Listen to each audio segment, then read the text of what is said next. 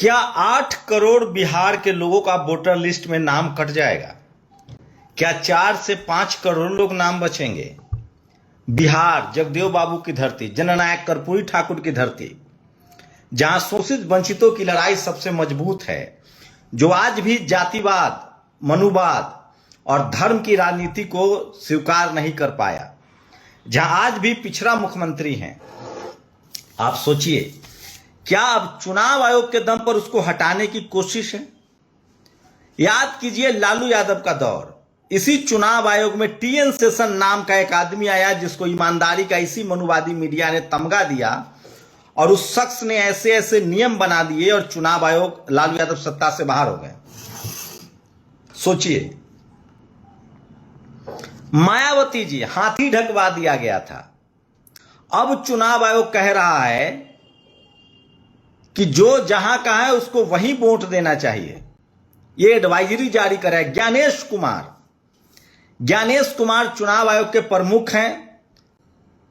सोचिए, अब कहां तक लड़िएगा आप? लेकिन मुझे उम्मीद है बिहार के लोग राजनीतिक रूप से बहुत सचेत हैं। लेकिन सोचिए, गरीब लोगों को कहा जा रहा है कि आप अपना बर्थ सर्टिफिकेट लाइए। क्या प्रधानमंत्री के पास बर्थ सर्टिफिकेट है? हॉस्पिटल वाला? क्या महामहिम राष्ट्रपति के पास बर्थ सर्टिफिकेट है? और क्या 2024 में जो बिहार में वोटिंग हुई वो फ्रॉड है? तो सारे सांसद इस्तीफा दें, सरकार गिर जाएगी। सोचिए, नया खेल चल रहा है। महाराष्ट्र में वोटरों की संख्या बढ़ गई, हरियाणा में वोटरों की संख्या बढ़ गई, वो वहां खेल चला था। और ये खेल नया नहीं है। सबसे पहले इसका प्रयोग यूपी में किया गया, और जानबूझकर मुस्लिम, यादव, गैर बीजेपी लोगों का नाम काटा गया। ये बड़ा आरोप अखिलेश यादव ने लगाया था। चुनाव आयोग ने सबूत मांगे थे, उन्होंने दिया। अब चुनाव आयोग कह रहा है एक तो कि 45 दिन तक सबूत नहीं रहेंगे। पहले से ही लोगों को ईवीएम पर शक था। उसके बाद यूपी में लोगों ने बम्पर वोटिंग की पीडीए के नाम पर। बिहार में बीजेपी के लिए स्पेस नहीं मिल रहा है। तो सोचिए, आप सोचिए कि कितने लोग होंगे बिहार में जिनका बर्थ सर्टिफिकेट जो है, उनके 87 के पहले जो लोग जन्म लिए हैं, जिनका वोटर लिस्ट में नाम है, उनको अपने माता या पिता का बर्थ सर्टिफिकेट लाना होगा। 87 और 2003 में जो जन्मे हैं, उनको माता और पिता दोनों का बर्थ सर्टिफिकेट देना होगा। और 2003 के बाद जो जन्मे हैं, उनका माता, पिता और अपना बर्थ सर्टिफिकेट देना पड़ेगा। कहा जा रहा है या फिर मैट्रिक का सर्टिफिकेट दीजिए। अब मेरे घर में, मैं पिछड़े समाज से हूं, मेरे घर में 3 वोट गए। मेरे माता जी का वोट गया क्योंकि उनके पास बर्थ सर्टिफिकेट नहीं है। मेरे पिताजी का वोट गया क्योंकि उनके पास बर्थ सर्टिफिकेट नहीं है, और न ही वो मैट्रिक पास है। मेरी दोनों बहनों का वोट गया क्योंकि उनके पास भी बर्थ सर्टिफिकेट नहीं है और न वो मैट्रिक पास है। मैं एकमात्र मेरे पास मैट्रिक का सर्टिफिकेट है, लेकिन मेरे माता पिता का बर्थ सर्टिफिकेट नहीं है। और मुझे चुनाव आयोग कह रहा है कि आप जहां वोट दे सकते हैं वही दीजिए। तो ये पूरा खेल समझिए, ये लोकतंत्र खतरे में है। ये सब ड्रामा है। कहा जा रहा था 1 नेशन 1 इलेक्शन। क्या सचमुच आपके वोट का अधिकार ये सबसे बड़ा मसला है? सोचिए, इस देश के बहुजन समाज के अधिकारों को छीनने का यह अंतिम हथियार है। क्या क्या नहीं करते हैं। सोचिए, लोकतंत्र जब नहीं था तो जातिवाद, मनुवाद फल फूल रहा था, चाहे मुगल हो या अंग्रेज हो। बाबा साहब ने हमें संविधान दिया। इस देश के 90% लोगों के पास कुछ नहीं है। न जमीन है, न पढ़ाई लिखाई है, न सरकारी नौकरी है, न बिजनेस है, न उनके पास कोई, मतलब कुछ नहीं है। वो इस देश को बनाने वाले लोग हैं, जो सड़क बनाते हैं, जो बड़े बड़े बिल्डिंग बनाते हैं, ठेला चलाते हैं, रिक्शा चलाते हैं, सब्जी बेचते हैं, मवेशी पालते हैं। एक वोट का अधिकार था जिसकी वजह से सरकार डरती थी। कभी 5 किलो राशन देती थी, कभी आयुष्मान कार्ड बन जाता था। लेकिन सोचिए, वो अधिकार भी अब छीना जा रहा है।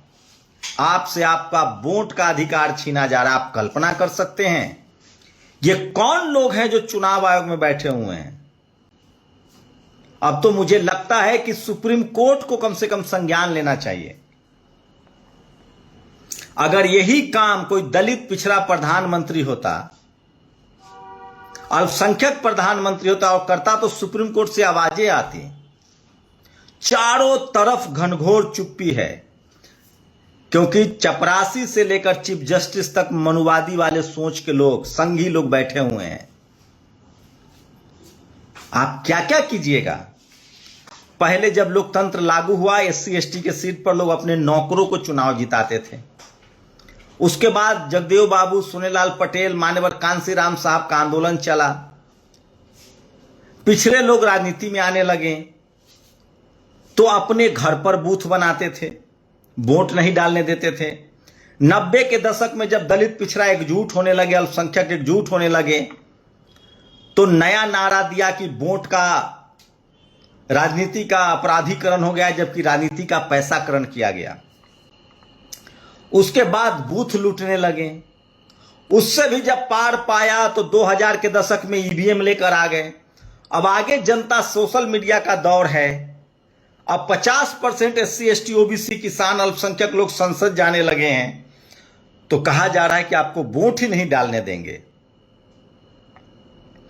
इससे बड़ा जातिवाद और मनुवाद क्या हो सकता है। सोचिए, इस देश के नागरिकों का सबसे बड़ा हथियार और अंतिम अधिकार है जिससे आप सीएम पीएम बनाते हैं। आप कल्पना कीजिए कि इस देश में चल क्या रहा है। और महामहिम राष्ट्रपति जी से मेरी गुजारिश है कि इसी वोट की ताकत है, इसी आदिवासी वोटों का डर है जो आपको राष्ट्रपति बनाया गया है। मुझे चीफ जस्टिस ऑफ इंडिया से गुजारिश है कि इसी वोट का डर है जो आप आज chief justice of India KR. Narayanan साहब ने अगर फाइल नहीं लौटाए होते वाजपेयी को कि इसमें दलित पिछड़ा जज कहां है, महिलाएं कहां हैं, तो आज आप न होते। और जितने दलित पिछड़े किसान आदिवासी अल्पसंख्यक किसी पार्टी में, आप आज बीजेपी में या कांग्रेस में या किसी पार्टी में दलित पिछड़ा हैं, आप एमपी हैं, एमएलए हैं, तो निकलिए घरों से। ये आपके समाज के वोट की ताकत है कि आपको मौका दिया गया है। अगर ये वोट की ताकत ना होती तो आपको कोई पूछने वाला नहीं था। संविधान में एससी एसटी के लिए रिजर्व है सीटें, लेकिन पिछड़ी जाति का, अल्पसंख्यक समाज का, किसानों का, जाट, पटेल, मराठा, गुर्जर, इनके पास वोट की ताकत थी जिस वजह से इनको रिप्रेजेंटेशन मिल रहा है। अगर ये वोट की ताकत भी आपकी चली गई तो यकीन मानिए आप फिर से उसी अंधकार युग में चले जाएंगे। आपके बच्चों के लिए आज भी स्कूल अस्पताल नहीं बन रहा है। स्कूल बंद हो रहे हैं, बने अस्पताल बंद हो रहे हैं। धन्ना सेठ 2 करोड़ विदेश भाग गए हैं। अनिल अंबानी 49,000 करोड़ का लोन लेता है और 455 करोड़ देकर छूट जाता है। आपके हिस्से में कुछ नहीं आएगा। जगिए, लोकतंत्र को बचाइए, संविधान को बचाइए और अपने वोटिंग राइट्स को बचाइए। और ये कोई टीवी अखबार आपको नहीं बताएगा, कोई जातिवादी मनुवादी मीडिया नहीं बताएगा। ये सबसे बड़ा और खतरनाक खबर है जो मैं आपको बता रहा हूं। इससे पहले कि बहुत देर हो जाए, डाल डाल पर, पात पात पर ये जातिवादी मनुवादी बैठे हुए हैं। इनको दिक्कत है आपके वोट के अधिकार से, क्योंकि धीरे धीरे ही सही आजादी के 75 साल में एससी एसटी ओबीसी किसान अल्पसंख्यक के 50% लोग संसद पहुंच गए हैं। 50% लोग हर विधानसभा और विधान परिषद में पहुंचने लगे हैं। वार्ड मेंबर से लेकर मेयर, मुखिया, सरपंच, जिला पार्षद बनने लगे हैं। आप में राजनीतिक चेतना आई है। बिहार में सामाजिक न्याय की लड़ाई है। सामाजिक न्याय की लड़ाई बहुत मजबूत है और आप सचेत होइए। हमारे पास जो सबसे बड़ा अधिकार है वो वोट का अधिकार है, और जैसे वोट ही वो ताकत है जिससे हमारे हाथ में सत्ता आएगी। 100 में 90 लोग शोषित वंचित हैं। उनको अगर 5 किलो राशन, और सरकार सड़कें, अस्पताल भी अभी जो थोड़ा बहुत बचा हुआ है वो वोट की वजह से।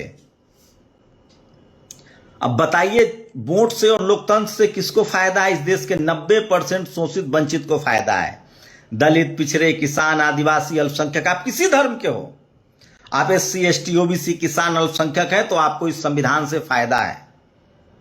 क्योंकि इस संविधान की वजह से ही ये जातिवादी, मनुवादी लोग कायदे में रहते हैं, और वोट के डर से। और अगर ये वोट का अधिकार भी छीन लिया गया तो सोचिए आपके पास कुछ नहीं बचेगा। इसलिए संवैधानिक तरीके से इसके खिलाफ पढ़िए, लिखिए और बोलिए। सोचिए कितनी बड़ी साजिश है। आज लगातार कांग्रेस ने प्रेस कॉन्फ्रेंस की है। बिहार के कांग्रेस के जो अध्यक्ष हैं राजेश राम, उन्होंने प्रेस कॉन्फ्रेंस की है। कृष्णा अल्लाबरू जो बिहार के प्रभारी हैं, उन्होंने प्रेस कॉन्फ्रेंस की है। तेजस्वी यादव लगातार अपने ही नेताओं का इस पर इंटरव्यू कर रहे हैं। यह बड़ी समस्या है। और क्या बिहार के शोषित वंचित समाज के लोगों का वोटर लिस्ट से नाम काट दिया जाएगा? लगातार जो अपडेट है मैं आप तक पहुंचाता रहूंगा। और सोचिए, आप कल्पना कीजिए कि इस देश में जिसके पास बर्थ सर्टिफिकेट नहीं होगा हॉस्पिटल वाला, या जो मैट्रिकुलेशन नहीं होगा, वो वोट नहीं डाल पाएगा। उस क्या मतलब, अपना चुनाव आयोग अपनी आईडी नहीं मानेगा। चुनाव आयोग, सोचिए आप कल्पना कीजिए। मैं इसलिए कह रहा हूं, इस देश के शोषित वंचित समाज के लोगों को इन जातिवादी, मनुवादियों की साजिश से सावधान रहना चाहिए, और अपने वोट के अधिकारों को संवैधानिक तरीके से बचाइए। क्योंकि इसके अलावा आपके पास कुछ नहीं है। इस देश के जातिवादी, मनुवादी जो हैं, वो पहले ही 90% संपत्ति पर कब्जा करके बैठे हैं। वो तो गलती से बाबा साहब ने हमें वोट का अधिकार दे दिया है, संविधान दिया है, वोट हमारे पास 90 हैं। अब हम CM PM बनेंगे। देश को जरूरत है जगदेव बाबू की, जननायक कर्पूरी ठाकुर की, मनमोहन सिंह जैसे प्रधानमंत्री की, लालू यादव, मायावती जी जैसे प्रधानमंत्री की। अब धीरे धीरे जैसे ही दलित, पिछड़े नेता अपने सामाजिक अधिकारों के लिए अब सजग हो गए हैं, अब तो कांग्रेस सोशल जस्टिस और सामाजिक न्याय की बात करे तो इन जातिवादी, मनुवादियों को लगता है कि अब तो सत्ता हमारे हाथ में आएगी नहीं। अब बगैर दलित, पिछड़े के अलावा किसी पार्टी का काम नहीं चलेगा।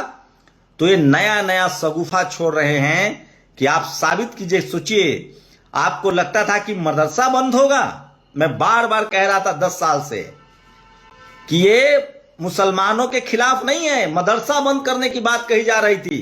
5000 प्राइमरी स्कूल बंद कर दिया। 36,000 स्कूलों को मर्ज कर रहे हैं। राजस्थान, मध्य प्रदेश, छत्तीसगढ़। आपको लग रहा था कि चूड़ी टाइट हो रहा है। दलित, पिछड़े, किसान, आदिवासी, अल्पसंख्यकों के अधिकार छीने जा रहे हैं। आपका नौकरी खत्म हो रहा है। आपके बच्चे को कान पकड़कर उठक बैठक करवाया जा रहा है। सोचिए, आपको लग रहा था कि चूड़ी टाइट है, आपको उन्मादी बना दिया गया, आपके सारे अधिकार छीन लिए गए। और जो अंतिम अधिकार है आपके वोट का, जिससे ये डरते थे, बिहार में प्लानिंग हो रही कि वो अधिकार भी आपका चला जाएगा और आप देखते रह जाएंगे। सोचिए कितने कैसे लोग हैं ये। मुझे लगता है कि इस देश के तमाम किसान समाज, अल्पसंख्यक समाज, शोषित वर्ग, किसी पार्टी में MLA MP हो, भाई साहब अब आप ज्यादा दिन नहीं टिक पाएंगे। अगर आपका समाज का वोट का ताकत चला गया तो आपको कोई पार्टी नहीं पूछेगी, क्योंकि जातिवाद और हावी होगा। और जातिवादी, मनुवादी कभी नहीं चाहते हैं कि जो जाति के रूप में जिसको जाति बनाई गई, जिसको शूद्र और छूत बनाया गया, वो संसद जाए, विधानसभा जाए, CM PM बने, मेयर बने, मुखिया बने, सरपंच बने, जिला अध्यक्ष बने। मैं इसीलिए कह रहा हूं कि बहुजन समाज के लोग जागरूक हो जाओ और इन जातिवादी, मनुवादी कलम कसाइयों को संवैधानिक तरीके से करारा जवाब दीजिए। सोचिए किस तरह का षड्यंत्र चल रहा है। अगर इस देश के 90% लोगों का वोट का अधिकार छिन गया तो आपके पास कुछ नहीं बचेगा। तो मैं इसीलिए कह रहा हूं, इन जातिवादी मनुवादी से सावधान रहिए और संविधान, वोट का अधिकार, लोकतंत्र हमारी सबसे बड़ी संपत्ति है और इसको संवैधानिक तरीके से बचाना है। उन लोगों की पहचान कीजिए जो संविधान को कॉपी पेस्ट कहते हैं। उन लोगों की पहचान कीजिए जो लोकतंत्र के खिलाफ हैं। उन लोगों की पहचान कीजिए जो आपके वोट के अधिकार के खिलाफ हैं। और उन लोगों की पहचान कीजिए जो आपको जातिवादी और मनुवादी व्यवस्थाएं बनाए रखना चाहते हैं। आपको लगता था मदरसा बंद हो रहा है, स्कूल बंद हो रहा है। आपको लगता था चूड़ी टाइट हो रहा है, आपकी नौकरियां जा रही है। और आपको लगता था कि हिंदू राष्ट्र बनेगा, रामराज आएगा, आपके वोट का अधिकार जा रहा है। झेलते रहिए। मेरा काम है एक पत्रकार के तौर पे आपको सही बात बताना, और वो मैं सही बात अपनी जान की कीमत पर आपको बता रहा हूं। शुक्रिया। नेशनल दस्तक की आपसे गुजारिश है कि अगर इसको बचाना चाहते हैं तो नेशनल दस्तक को सब्सक्राइब करने के लिए रेड कलर के सब्सक्राइब बटन को दबाएं, फिर बेल आइकन की घंटी दबाएं। नेशनल दस्तक को बचाने के लिए बहुत जरूरी है कि हर खबर को शेयर करें, लाइक करें, कमेंट जरूर करें।